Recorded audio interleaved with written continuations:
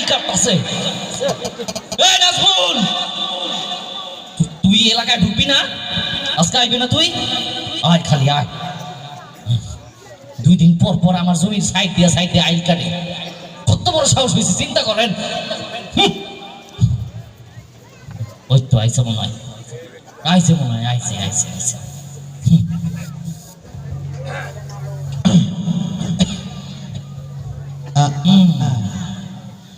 Hello, কে কালু? আমি তোমার খালু। কি আনবো? আলু? হ্যাঁ ঠিক আছে আনবো, কোনো সমস্যা নাই। ঠিক আছে রাখি। হ্যাঁ আখি কই নাই বলছি, রাখি। ওকে, টাটা, গুড বাই।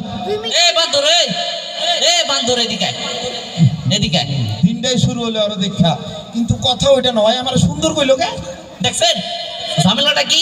তারা আমি বলছি বান্দর, শেষ হলে সুন্দর। আসলে ও ভাই তুই সুন্দর। তোর মতলবটা কি? আমার লগে তো কোনোদিন ভালো করে কথা কইলি না, আমাকে হঠাৎ করে আমারে সুন্দর কইতাছস। কথা কিন্তু খারাপ করছ না, আমি আসলে সুন্দর। আসলে বুঝছে। এই শোন, কয়দিন ধরে কি ফাইজলামি শুরু করছস তুই? এতে তোর পোলাপান, তোর লোকজন গিয়ে আমার জমির ভিতরে আইল কাটা আমার জমিটা দখল করতেছস, ফাইজলামি পাইছস? এ বেটা, কথাটা কইলো কি? আমি তোর বাসায় কোনোদিন ভাতই খাইলাম না, তোর বাসায় আমি ডাল খাবো কেমনে? দেখছেন আমি কই ওই জমির আইল কাটছে আর ওই হনে ডাইল খাইছে। বেটা, তুই যে কয়দিন পর পর পোলাপান লইয়া আমার জমি আমার ডাইল খাইতে আইতাছস, এটা কি লেগে করতাছস? আমি ওর বাসায় ডাল খাইতাছি, ভাতই খাইলাম না। খুব খারাপ হয়ে যাইতেছে কিন্তু। কানের ভিতরে সমস্যা। অপবাদ দিবি না, আমি কইলাম। তুই যদি এলাকায় আমারে বহুত জ্বালাইতাছস, তোর গরু দিয়া আমার যে জমির কাজ দি খেয়ালায়, আমার এই লতা পাতা সবজি চাষ করছি, এটা যে খেয়ালায় কিছু কইছো তো করে। তোর গরু কিন্তু আমি কাইটটা কিন্তু এলাকায় খাওয়া দিব কইলাম। আমি অত কিছু বুঝি না। ভাই ব্রাদার আইবো, এলাকার লোকজন আইবো, গণ্যমান্য মানুষ হইবো, বিচার হইবো। নালে কি তোর খবর আছে? তুই কিন্তু খারাপ করতাছস। খারাপ পাইছস নাকি তুই?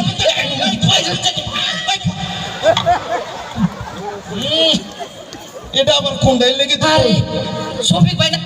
শফিক ভাই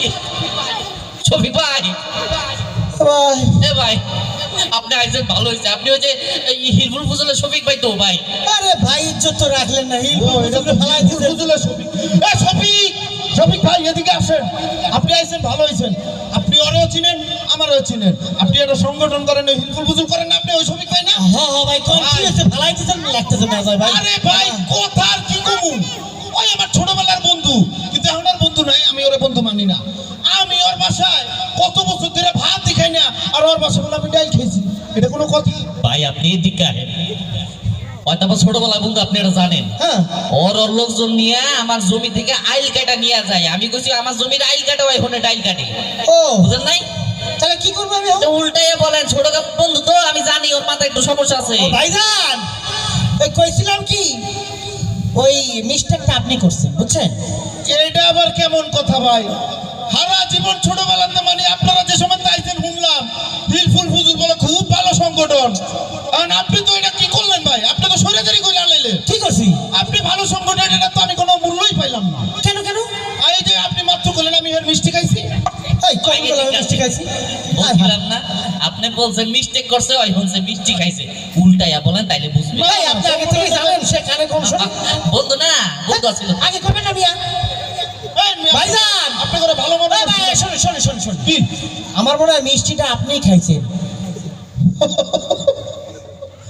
মিস্টেকটা আমার হইছে। ভাই আগে কইবেন তো মিয়া। আচ্ছা ভাই, এখন শুনেন, আমাকে এই সমস্যার সমাধানটা দেন। সমস্যার সমাধান শুনেন। যেহেতু মিষ্টিটা আপনি খাইছেন।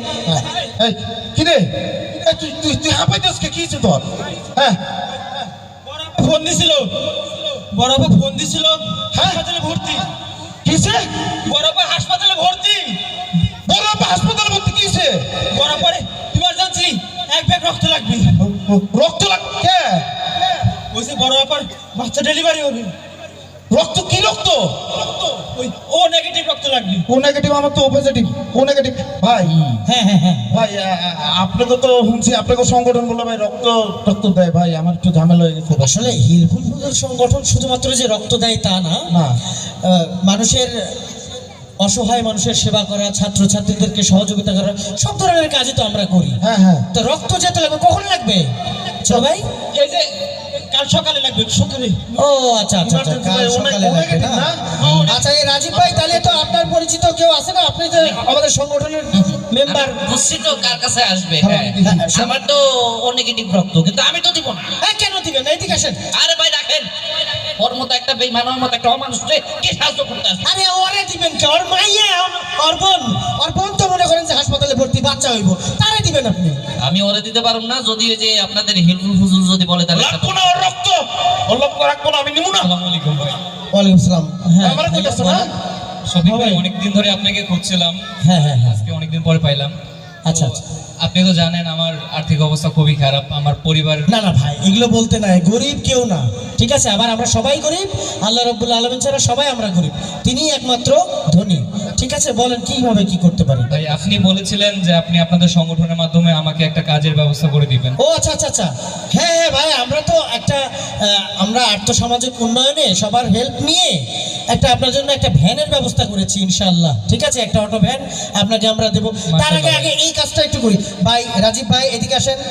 আপনি তো আমার সংগঠনের মাধ্যমে হিলফুল ফুজুলের মাধ্যমে রক্ত দিবেন, তাই না? আপনি তো শুরু থেকেই ছিলেন। এদিকে আসেন। এই নাজমুল ভাই এদিকে আসেন তো।